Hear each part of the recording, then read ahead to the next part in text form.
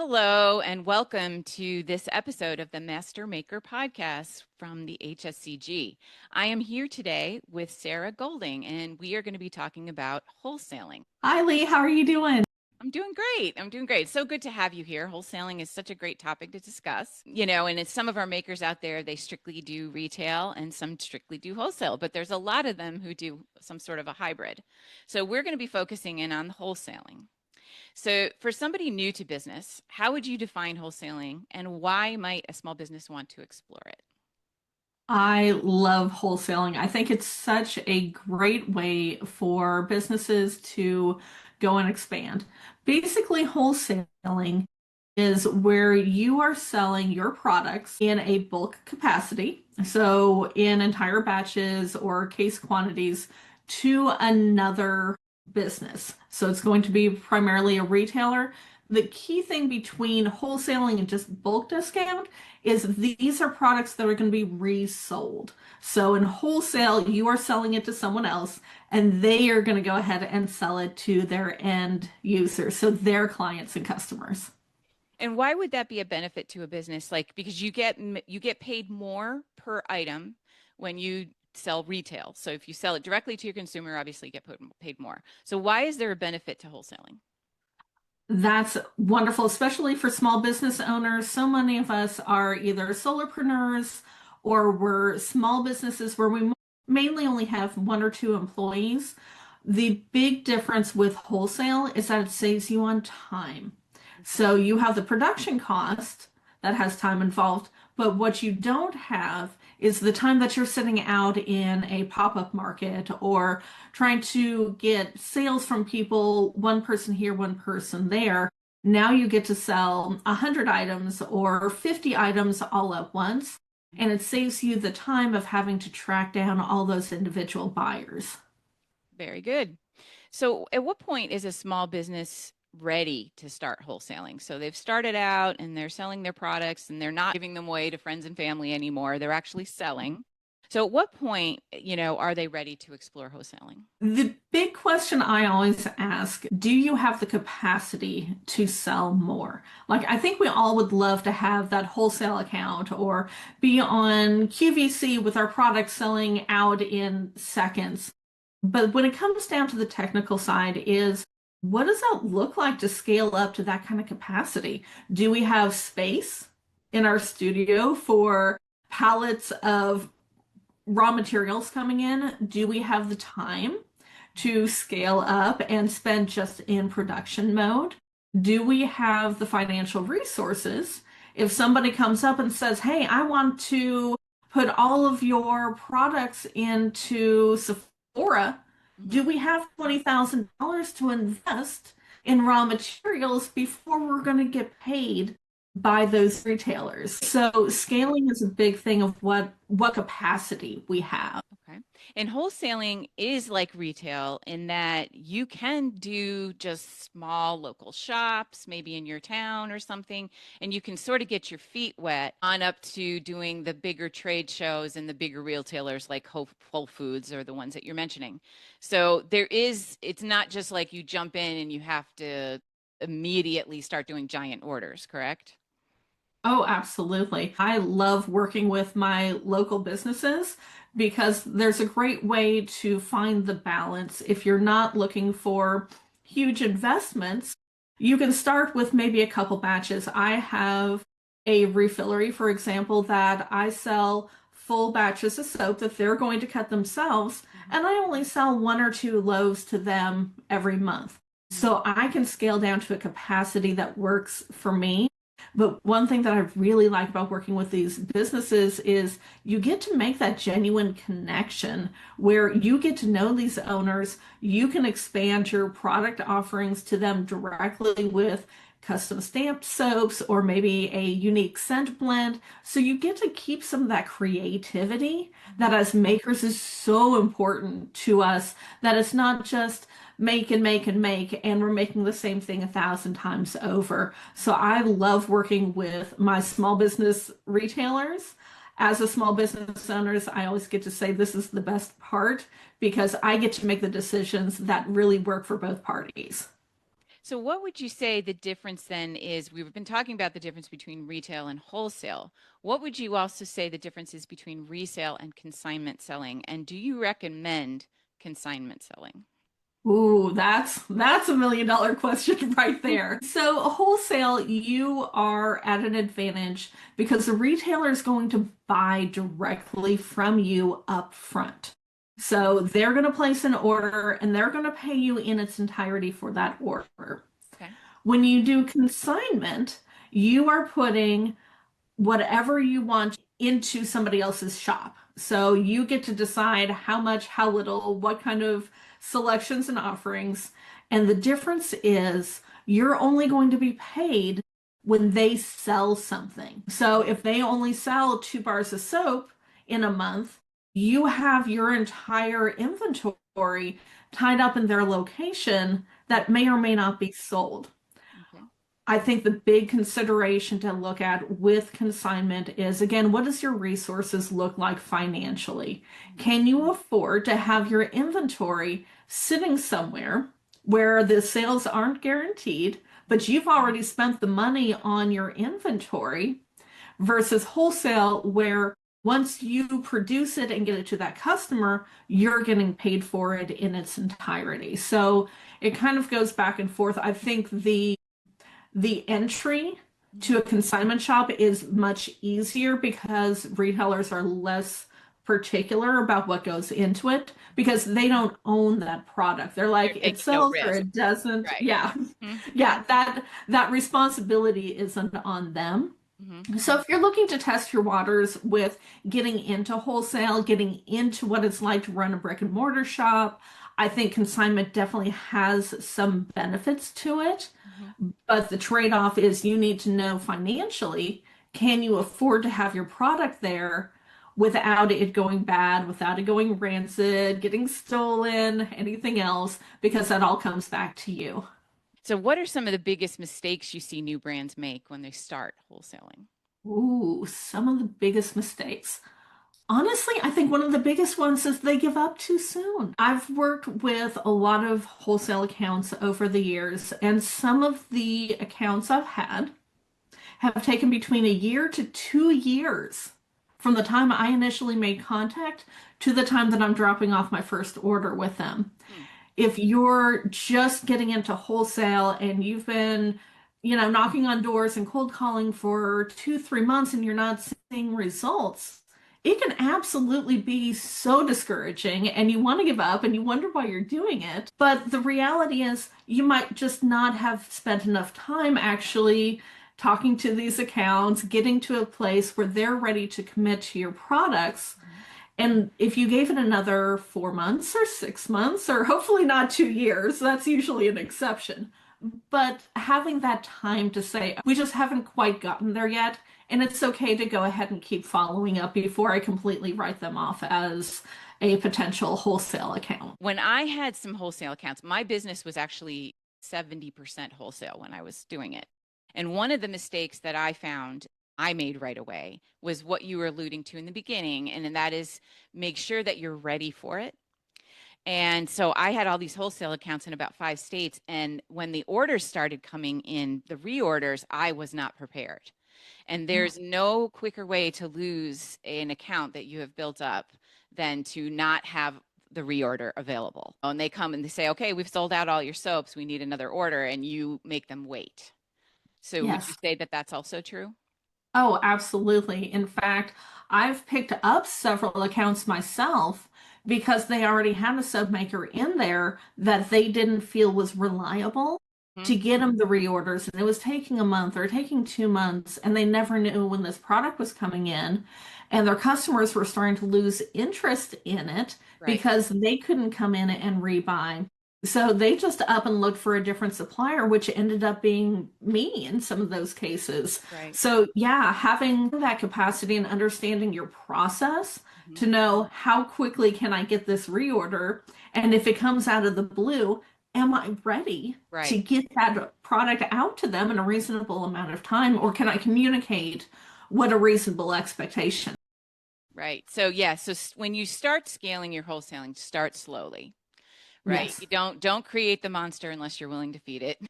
and Right? and they have massive appetites sometimes. So, And it's so true. And that scaling goes not just from when you're like a newcomer business. There's a local set of business owners here in Oklahoma City that wanted to really start branching out into wholesale. So they have a warehousing location that also doubles as a retail shop. And they one day put out into all of their social media that they needed help. They desperately needed bodies to come and help them out mhm. because they ordered for the first time a whole pallet of candle glass, which is great for them that they got to that point where they're scaling, except they didn't realize that the trucks that deliver don't have a lift to lower that pallet down. And the building that they were in Mhm. doesn't have a loading dock Right. for them to get into. So they had to literally offload case by case, piece by piece, every single piece of glass that came off of these pallets because they just didn't know what they didn't know. And Right. they thought they had gotten to a point where they were like, oh, this is great. We're going to order the full pallet. And it turned into this huge labor cost. And like I said, they were out on social media looking for help because they were in such Gosh. a desperate situation. Wow. Wow. Things you don't think about. Right? Till you do. So, how can a business identify which stores or retailers are a good fit for their products? Ooh. So getting into the right business in some ways is a little bit different look of who your ideal customer is. Because you want your ideal customer to come and shop with you, but you're also looking for that similar ideal customer that comes and talks to that shop, that retailer. If I have a very earthy, organic brand Mhm. and I'm trying to get into, say, Walmart that Right. has a lot of plastic and plastic wrap and bright colors, I might not be the best fit for Mhm. that situation. So we want to make sure that where we're going aligns with our brand, our values, our ideal clients. Right. From there, we can kind of look at do they have a need for the product that I offer? Mhm. And I think this might also be a one of those, like the question before, how did things go wrong, or what do we need to take into consideration up front? Where does our product differentiate from other products? Mhm. I know there's a lot of different types of soap out there. There's goat's milk, there's essential oils, there's, fun and colorful. To a consumer, if they see those three different types of soaps on a shelf, Mhm. at first glance, they may not know there's a difference between them. So, Right. how do you differentiate? Because that's the question that the retailer is going to ask you. I already have three different types of soap in here. What makes yours different that my customers are going to want that instead of what I already carry? What problem are you solving Mhm. with this product? So So, being you able, shouldn't necessarily shy away then if you are trying to get a wholesale account and they already have personal care products that they sell. You shouldn't shy exactly. away. Exactly. Okay. You just want to know where your space is, what you're the expert in, so that they know that, okay, I have this type of soap and this is amazing because my packaging is, it hits a different note than what you already have. And I know that you've got clients that are going to respond to that. You Right. go into Ulta Beauty, for example, and they've got everything from, fun, deep, dramatic colors with Urban Decay, but then they also have the Bobbi Browns and the Benefits that are very, very neutral. And Right. there's a client for both. Right. Right. Good point. So once you've identified these target stores, what's the best way to make first contact? And I know that this, for me, when I'm an introvert and I'm incapable of small talk, so it was always hard for me to make that initial contact. So what advice do you give for that? Okay. So I love the local businesses. And one of the reasons why is as an introvert myself, I can hide in social media. I don't necessarily need to walk into the front doors and cold call someone and be like, here's my package of samples. I can kind of cajole them through social media, and I can look at their posts and I can follow, but I can also engage. Hmm. And there's ways to respectfully create these connections with other small business owners. Well, that's a good way to do One it. of my one of my accounts was a brand new brick and mortar. So the first thing I did after I kind of started following them and seeing what they were all about, I sent them a DM and said, "Congratulations on opening your store." Hmm. And of course, I'm doing this off of my business account that says I'm a soap maker. So I don't have to introduce myself as I'm a soap maker and I wanted to say congratulations. I can just be genuine and say, "Hi, it's Hmm. nice to meet you. Congratulations on your store." And then the next time I go in, I can talk with that owner and say, "Hey, I follow you on Instagram," or "I think we follow each other on Instagram and I wanted to introduce myself face to face." And letting those conversations flow from that perspective instead of just walking in saying, "I'm a soap maker and you should buy from me and here's my catalog," Right. and it's just going to shut people down. Right, right. But there is too a point I think I would like to make is the fact that don't be afraid to sell your products because Yes. you make good products. So don't be afraid to sell. Selling is a dirty word and Mhm. and people kind of look at it like, "Oh, I'm being pushy," or "Oh, I'm annoying them," or "This isn't a good time for them." But you do have to try to make these connections with people, and doing it on social media first is great, especially for introverts. But if you are the kind of person that could walk into a store and have a genuine conversation with the owner, do it, Yeah. right? Oh, absolutely. Definitely. I think to your point, if you are the expert in your business and you are the expert in your product and you know in your heart of hearts Mhm. that it is solving their problem, it is something that their customers truly want and need in their life, you're not being spammy by saying, "This is a great thing Right. and let me get you some samples so you can see how amazing it is. I'd love your feedback." Excellent. And people really respond to somebody who has passion for their product. Like it Mhm. oozes off of you. Oh, When yeah. you believe in your product and you believe in your company, people can tell. They can see your genuine enthusiasm and they do respond positively to that. What should a brand include in their first outreach? So to attract a buyer's attention. So we talked a little bit about the DMs on social media or walking in, but like, what's one thing that they should include to sort of maybe hook somebody a little bit? I think really what your brand is all about. There should be all your brand, your products almost need an elevator pitch, Hmm. right?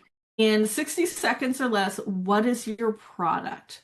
And that's not just what's the ingredient list for your product, but what does your product do for the client? What's the emotional connection? A friend of mine is a branding expert, and he always uses the example of people don't buy a mattress because they need a mattress. Hmm. They buy a mattress because they need a good night's sleep. Right. So when you can put that into some kind of connection with your product, people don't buy because it's ABC ingredient list. It's, "Hey, we buy because here's this amazing thing that tired, overworked moms just need a second for themselves, and this is how they get there. This is how they decompress. We've got holiday gift ideas. Here's how you become the best gift giver in your family if you're looking at a gifting boutique." So there's ways to create that elevator pitch that connects your product, what it does, but also how it makes those customers feel. Absolutely, because people do make purchasing decisions on their how they feel, how something makes them feel. Because you see them smelling like a nice bar of soap, and you can see they close their eyes and they're like, "Yeah, that's the stuff." Yeah, they're like, "This is the one. This is what I need." And Right. And that goes without saying that if you are going to meet a new business owner that you haven't connected with, bring full-size products to leave with them. This is not the time to skimp out. Like, Right. I understand conserving our finances, but give them the full-size products. and make it something that they can touch and encourage them to take home, let their families use it. I mean, really get them to be involved and engaged in what you're selling. So you don't want to be skimp out and just use your like little soap ends or something like Right. that. Save that for throwing into the boxes of your orders or something. So you want to give them something really that Yes. the actual product that they will be selling. Excellent. Yeah, it gives, and that helps a couple of things where one, they understand because it's tactile, they can hold it, they can see it, but also they can now envision how it looks on their shelf. And I do this when I go into my, potential customers. I will take the box and put it on the shelf where I think it should go. Mhm. And then they can kind of see how it displays with everything else or how it connects with other brands that are out there. If I see a brand it could partner up with to create different sales bundles. So I kind of lead them directly to this is what's going to work best for you. And this is where these products shine. Our Yes. products shine in person because unfortunately the internet has not come up with smell-o-vision yet. So, the products that the people make in this industry really shine in person, when you can actually touch it, smell it, and see it. And let's face it, they're beautiful too. The products are Oh, beautiful. absolutely. So, what do you say to makers who are uncomfortable completely with cold calling, sending DMs, don't know where to start? It scares them. Like, what's a good way to start? I think having clarity of your brand goes a long way, right? It goes back to if you know that your product absolutely belongs in that store because it fits the client profile and it fills a gap and all of these other marketing things that are going on. If you truly believe that your product lives there and needs to be there, that's the confidence that you have to walk in and just say, hi, this is who I am. Right. You can send emails, you can send DMs, you can hire people if there's somebody that you can trust. Like, I love having extroverted friends because I'm like, here, this is the thing I'm trying to sell. Go shoot, you go talk with them. Mhm. But you can find people to partner with and say, okay, you're my sales rep. I need you to go and talk with them Right. too. So there's a lot of ways to play to your strengths. And if being an introvert or just not feeling confident in talking to people and cold calling isn't your strength, there's a lot of other ways that you can go about it. Great. Very good. And you also need to listen. Like, if you're not having success, you need to listen to the feedback you're getting and take it in, Sure. because if multiple people are saying maybe something negative about your packaging, you got to take a breath, take a step back and go, okay, maybe there's something to this. I'm getting rejections based on the same thing or a similar thing, correct? Oh, absolutely. I had a situation where I really wanted to get into a wholesale account. Talked with them, brought in samples of my product, and of course, I'm doing a lot of farmers market. This is a natural grocery store, very organic, and a lot of local producers. And I was like, this is perfect. This is absolutely my people right here. So I get in, and the person that I'm talking to is like, well, I like your products, but you don't have packaging. And we have our doors open all the time. It gets dusty, it gets dirty, and it just gets gross inside of here. We need to have packaged products, which of course threw me off because I'm sitting out in fields all day long at farmers markets. I'm like, there's dust blowing all the time. This is fine. But I had to listen to what they were actually telling me of they don't want the upkeep. Right. My product might be quote unquote fine in the dirt and dust blowing through, but they don't want the upkeep to have to dust it off, to make it shelf ready and presentable every single day. They have other things to do within their business that doesn't include cleaning up after my products just to sell them. So I think it definitely does make sense to listen to some of that feedback and go, okay, maybe that's not exactly where I need to be, or I need to reevaluate my products and Right. how I'm presenting them Mhm. to be able to move forward with those accounts if that's really where I want to be. Yeah, and you got to have a thick skin, Yeah, Yep. definitely have to have a thick skin when they're giving that feedback, and just take a breath and say, okay, okay, I can, I can take that feedback. Is it really valid? Should I Oh, make a sure. change? Because sometimes it isn't. Sometimes you get Yes. criticisms that are just like, okay, whatever. But so once you've made that initial contact, you've Mhm. already, you showed them the products, whether it was by Instagram or in person or a phone call or an email. What is some best practices for following up so as not to annoy them and overburden them? The first question I ask as I'm wrapping up the initial conversation is, when's a good time to follow up? So I've given them products and it's Friday, Friday morning before they're getting busy for the weekend. Can I follow up with you next Wednesday? Hmm. Does that give you time to go through? So I'm not just throwing it out into the wind of follow up eventually. Right. It's I'm going to follow up with you on Wednesday. Is Wednesday a good day?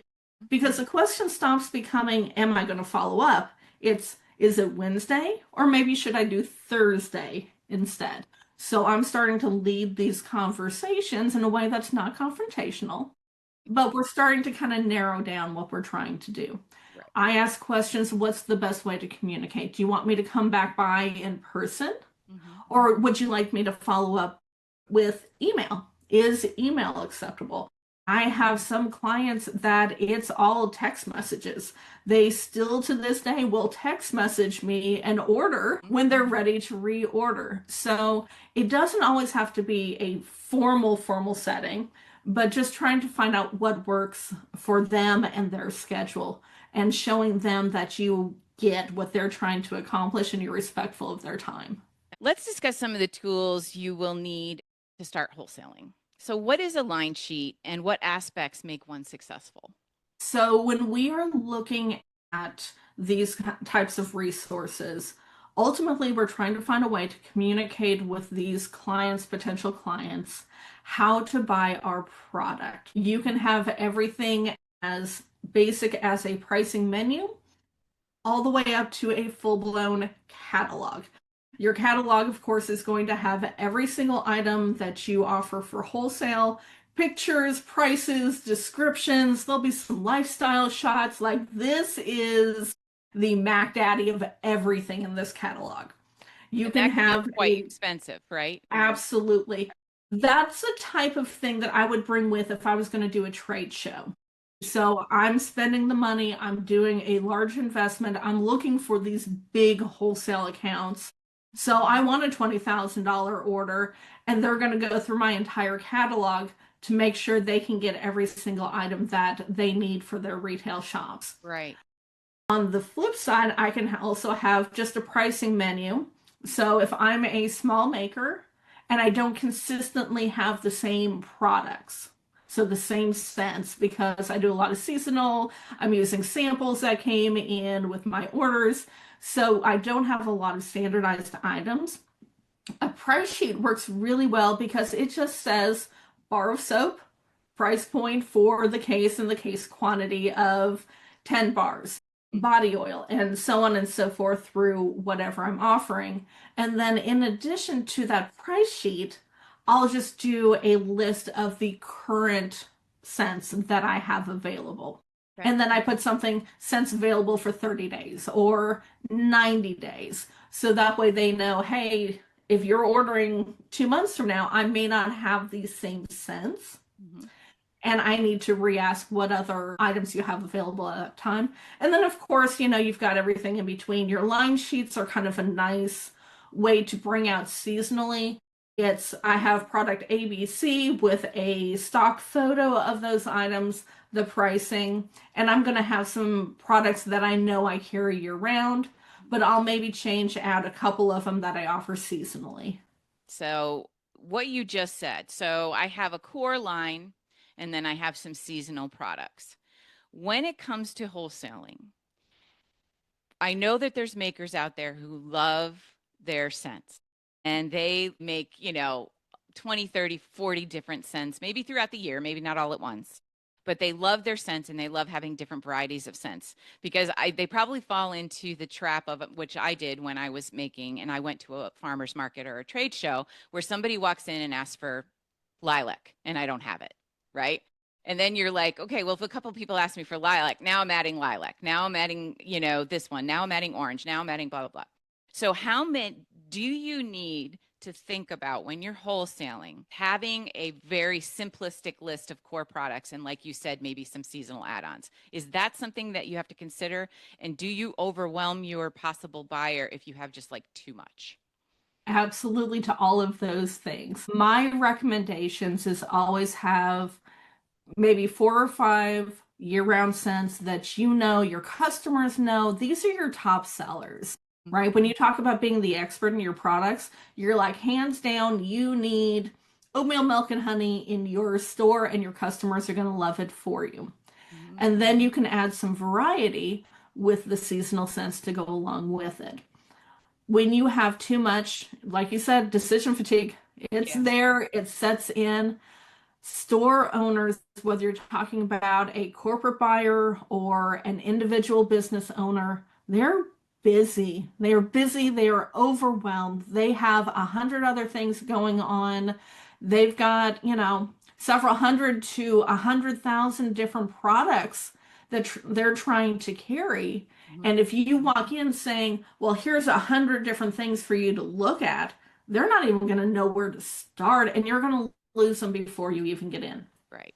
And you don't, Circle so that back brings a to, point. You don't have to offer your entire product line, correct? So you yes, could identify what your best sellers are and try starting with those first. You don't have to, like, if you absolutely. have 50 cents of soap, leave at least 25, 30 of them at home and just bring your best sellers, correct? Yes. And that'll circle back to our conversation earlier Mhm. about how are we prepared for these accounts and the reorders. Right. If you're constantly trying to keep 100 different scents on hand at any given point in time, you're going to be so overwhelmed and burned out just trying to keep up with it. Or, like you said, you're going to lose accounts because you can't manufacture fast enough to get them their products in a timely fashion. When you start paring down that scent list, you know that you're always going to have those best sellers on hand, whether they're going to retail, a batch is going to go to wholesale, and you're going to feel so much better about what you're doing and to completely less overwhelmed. Right, right. So hear this, makers. Go in your shops, especially after the holiday season, and clean it out. Take a look at Yep. your product lines and be like, okay, what's not selling? And phase out things that aren't selling. So, yeah, Yeah. absolutely. I think we could do a whole podcast on that alone. Getting So, rid of the horde. yes. So, what are some tips for creating a clear and efficient order form? Like, what types of items should you have on it besides the basics name, blah, blah, blah, blah? Yeah, absolutely. So you've got your basics, but you want to make it easy as possible for your potential clients to say yes. Hmm. So, how do you make it easy for them to order from you?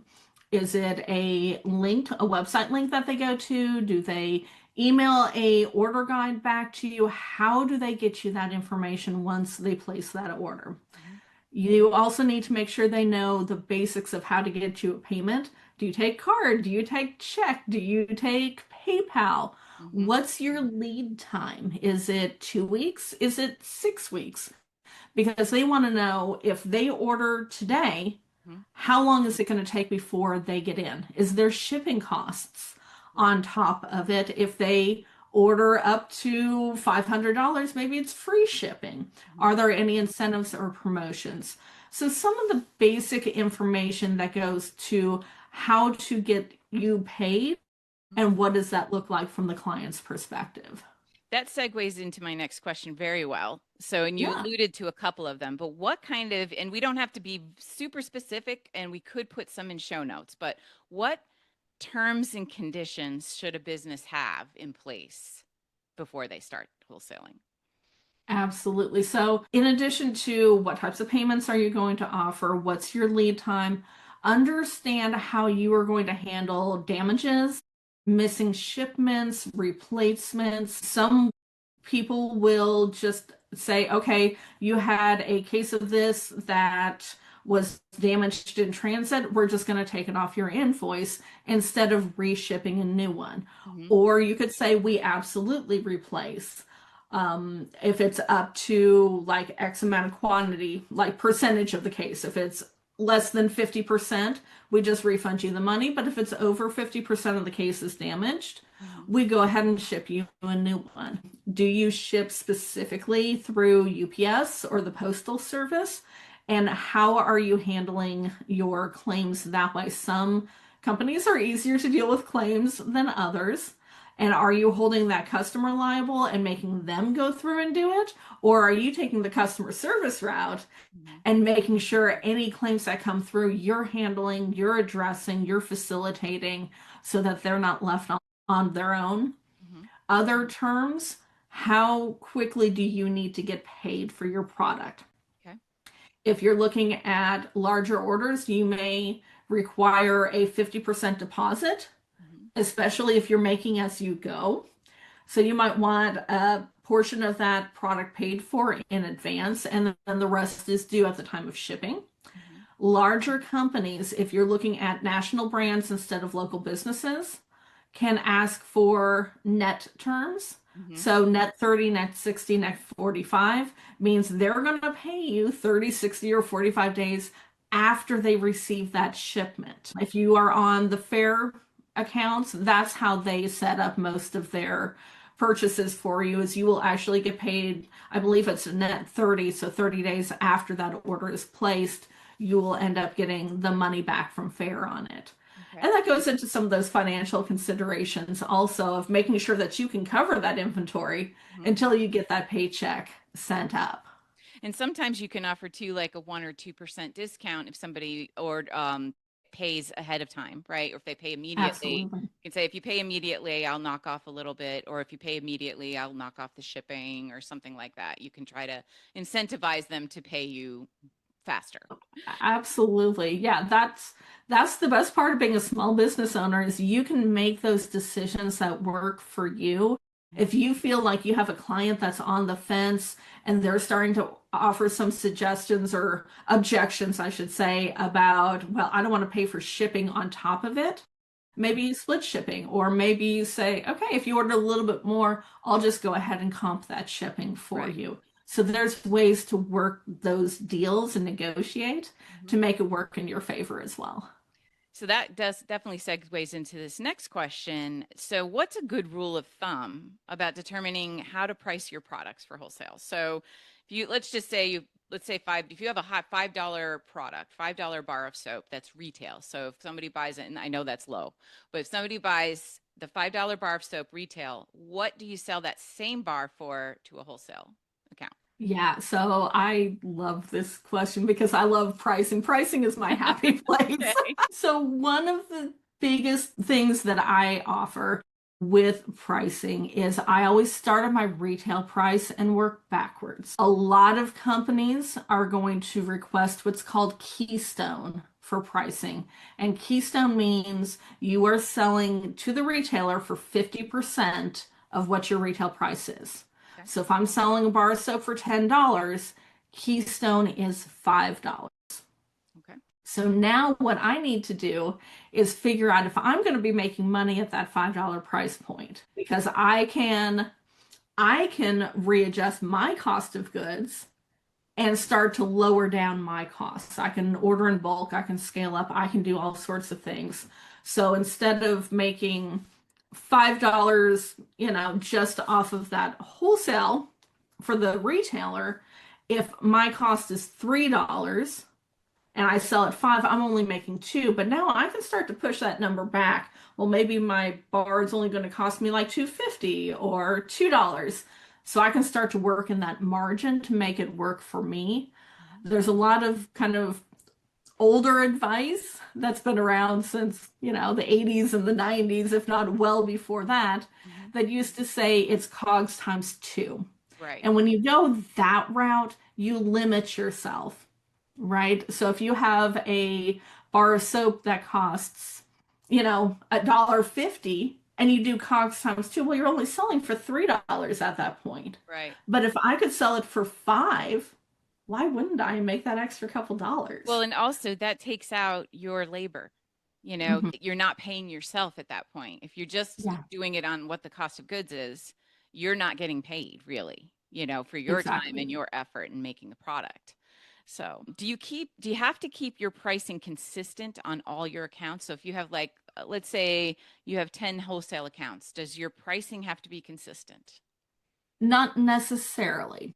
It depends. I'll kind of pinpoint that Okay. with it depends on how and where you're selling. If you were going to sell through Fair, for example, which is the big online wholesale marketplace, Fair actually does require you to keep your pricing consistent. And they loop into your website to see what you're selling to the retail customers at, so they know exactly what you're selling to your wholesale customers. If you offer a sale to one, you have to offer it to anybody on that Fair platform. Hmm. Now, if you are selling on your own, you absolutely can change the terms. I'll give you an example of I generally sell, $10 bar of soap, $5 at wholesale cost. Hmm. I have a couple smaller accounts that don't order large quantities every single time. Hmm. And I do that because one, I value the relationship I have with those business owners, Right. but I charge more per bar because they're ordering fewer quantities. Okay. So I'm kind of working with them and I'm like, okay, I still want to continue this partnership, but I can't do 25 bars instead of 50 bars and Hmm. still give you that price. Right. But if you only need 25 bars because you're slow volume, well, I can do it to you for $6. I'll cut it to your margin. Hmm. But if you're fine with that, we can work out a deal. Okay. So there's ways to go about adjusting your policies to make sense for different clients. But just be, like I said, be forewarned, depending upon the platform that you're at, you may not be able to pick and choose who gets what. What is the rule of thumb for like a distance between your wholesale accounts? So, for example, I live in a tourist town. I live in Saratoga Springs, New York, and we come alive in the summer because we have a thoroughbred track.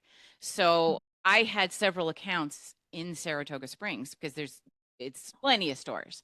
So what kind of is the rule of thumb for not oversaturating any particular town or market with your wholesale products? Some people stick by a hard and fast 3 mile rule, or they only have X amount of stores within a particular zip code. At one point, I had three different accounts within a quarter mile Hmm. of themselves. But I had differentiation on the types of accounts. One was a grocery store, Hmm. one was a gift shop, and then the third one was a gift shop inside of a museum. Okay. So even though, yes, there might be clients that shop all three, typically you don't have the same people. It's not like you're selling in one grocery store and then also in the other grocery store, a couple blocks down the road. Right. This particular town only has one museum in it. People are only shopping in the gift shop of the museum Hmm. when they go to visit the museum. So this is not a place that people are casually going to wander in to buy my soaps. Whereas the gift shop has clothing and cutlery and cooking and all the kitcheny gadgets and things. And that's someplace that people would necessarily, oh, I'm out of this. Let me go find it. Or I'm shopping for a gift for somebody. I'm looking for something unique. I want to go and shop over there. So even though there's a little bit of crossover, because there were so many different, three different business formats, Hmm. it wasn't going to oversaturate that part of town. So I think there's a couple ways. Yes, you can do it geographically, but also take a look at what types of businesses are you going into. And I'll bet you probably found something similar when I you were did. in Yes, Saratoga. absolutely. And I imagine that if you are going to do that, like when I did have my products in Saratoga Springs, I had 3 or 4 stores. I did keep my pricing consistent in that Yes. town because you Oh, don't want to absolutely. undercut your own Right. accounts, like, oh, they can sell it for 3 and this one's selling it for 5. And yeah, so if you're going to be in close proximity, I imagine keeping the pricing consistent is key. Oh Yes. yeah, that definitely falls under the quick way to lose an account is Yes. when somebody else shows up and they're like, how are they selling it for this price when I Right. know I'm paying this much myself for it? Right, absolutely. You definitely don't want to make them angry. Right. So once a business starts gaining wholesale accounts, what are some best practices to turn that account into a really long-term relationship? We have discussed a few, like make sure you can be there for the reorder and have clear instructions. Is there anything else that we haven't talked about of turning them into like a really long-term client?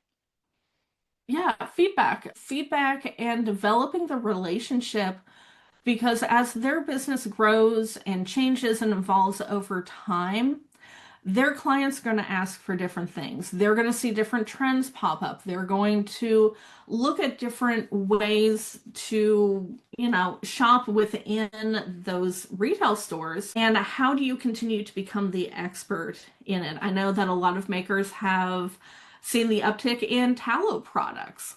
That's something that 5, 10 years ago, nobody was offering. Right. But if my retailers know that, hey, we've got an uptick in tallow. My customers are asking for it. Is this something you can provide? Now I know of a way to continue that relationship by providing a new product Hmm. that they didn't have before that they have a need for. Why wouldn't they come to me instead of having to source a whole new supplier for it? Right. So being able to be flexible and understanding the feedback and what their continued needs are Mhm. goes such a long way.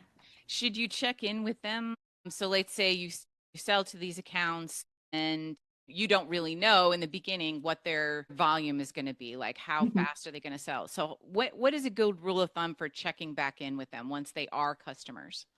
Absolutely. I feel probably within the first 4 to 6 weeks, Mhm. you should either drop by, see how things are going, or send them an email and just say, hey, I wanted to follow up, check out what kind of feedback are you getting from your customers? What are you seeing? This gives them a chance to, one, troubleshoot anything that they are seeing before it becomes a problem. It shows that you care, but also you can start to gauge what their sell through is like. They're like, and this is just flying off the shelves. Great. Are you ready for a reorder? Let's get you going with that. Or, I've got this that's really, really great, but I've got a couple things that are selling slower than what I thought it was going to. Right. So now I can start to have some of those conversations with them about what to do for next steps if there's anything I want to follow up on. All right. Is investing in a display or creating a display because, the products in this industry are small. I mean, you can Mhm. go as small as lip balms, very small and they get lost easy. And the soaps aren't very big, some, bottles, you have all kinds of different things. Do you, as the maker, have to come up with a way to display your products effectively? I think it varies on the type of space that you're getting into. Hmm. When I work with a lot of smaller retailers, they are so tight on space and they are very specific about their aesthetics. Hmm. I don't necessarily need to come in with my own guess of what that aesthetic should be for a display. Okay. That's one. It's easy to talk with them and find out what their thoughts are. Do you need a display? Do you have a way to display it? Here's some ways that I've displayed things in the past that worked. Here's some things that I've seen in the past that don't work. And moving from there, if you are looking at larger national accounts, they might be more willing to, one, have dedicated space for a display, two, have the financial resources to pay you for that display. Some displays are not cheap. They can be hundreds, if not thousands of dollars. And if you're looking at multi-locations, Hmm.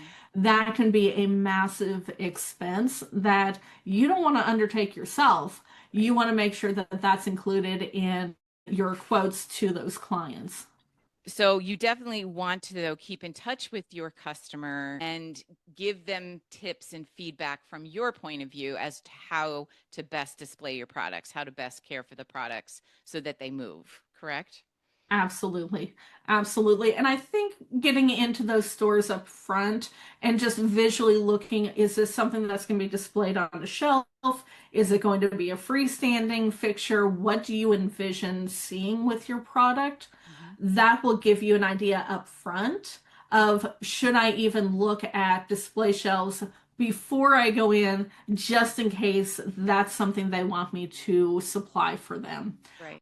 And I think you brought up a great point about smaller items like lip balms, things that aren't always easy to merchandise. So understanding what does that look like? Do you offer a small box that they can use and it's, packaging just to get it shipped over to them anyway? Or are they going to find a cute little dish to put up on the register to display them? So round this all out now. You've started to wholesale, you've got your all the tools that you need, you're starting to do accounts. What do you do if you have a customer who has purchased your products and they aren't moving in their store and they try to say they want to return them? So I think that's a great part to put into some of your upfront information. We talked a little bit about contracts and line sheets to say, no, I don't offer refunds, and this starts getting into your customer service. If you have an account that truly is not moving their products, you can say, I will do a one-time buyback. So you take all of that product back in whatever condition it is, Hmm. say, I will replace it with X amount of new product, and we're going in a different route. Now that you've seen what's working and what's not, let's narrow this down and I will give you a new set of products. I typically would not refund monetarily, so I wouldn't give them their money back. But I would say I will exchange this product one time just to, in good faith, help you out. Right. And I imagine too, as a maker and a small business owner, where time is such a precious commodity, that you are going to have to do evaluations of your accounts from time to time and figure out which ones aren't working for you as a business, correct? For sure. Yeah. You know, And I think that's why I would maybe only do like a one-time thing, because if you give them a second set of product and they're still not selling it, that's kind of on them for not knowing their client base, right. that they're not going to be shopping to the extent. Times are weird and sometimes we make decisions that we thought it was going to be great at the time, so you don't want to come down too hard on some of these business owners and work with them as best you can. But at some point you have to make sure that you say, I'll help you, but I'm not responsible for your lack of. Right. Yeah. It has to work for you too. It's because it is a partnership. Wholesaling is a partnership. It's not Yeah. like the retail transaction where somebody comes up and buys a bar and they walk off, you know? The wholesaling accounts is a partnership. They are customers, but they're also your partner in business. And you do have to treat them that way. And sometimes it's just not going to work. Sometimes the relationship isn't going to work.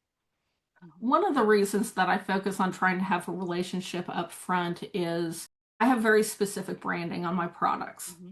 So if I have my products sitting out on a shelf and a month goes by and they're not selling, and 2 months goes by and they're not selling, people recognize that. Hmm. Like, I think we've all been into a store and we're like, why is that still there? It doesn't look like it's moved at all since the last time I've been in. So there's a brand protection that I want to have of I don't want my product just sitting and languishing in somebody's store. So I'm going to help them clear it out, give them a fresh start and say, okay, let's try it with maybe this. Maybe it means we change the product. So instead of soaps, it's body oils, but we do something else to refresh those shelves so it doesn't look like it's an issue with my products because they haven't sold necessarily in the right space. Right, right. This has been great. Lots of great information. Let's leave it on a positive note. And what would you say to people out here who are listening and they want to get into wholesaling, but they just are a little nervous? What would you say to give them that little push to go for it? I love wholesaling. And again, I focus so much on local businesses and I treasure the relationships and the partnerships that I'm getting. When I go and drop off product, I plan on spending an hour because we'll just sit and chit chat. And being able to have those connections is so important. And I think it takes us beyond just what our products are about, but it's about who we are as people and who we are as businesses and being able to go beyond just the ingredient list to truly finding solutions and partnerships in the community. It's such a great feeling. And I wish that feeling on every single maker that's out there, because once you get in, you get that first account, it's so validating, and you're going to be like, I'm in. I'm going to go and get another 100 accounts, and this is going to be the best thing ever. Yeah, sending out those bulk orders is really, really gratifying. I agree with you. Excellent. Well, thank you so much, Sarah, for coming and speaking to us about wholesaling. It sounds like we'll have to have you back in the future and maybe dive into it a little bit more. But we really appreciate you sharing all your expertise with us today. Thank you. Leigh, thank you so much for having me. This is something that's near and dear to my heart, and I've loved being able to share that with everybody. Excellent. Thank you so much.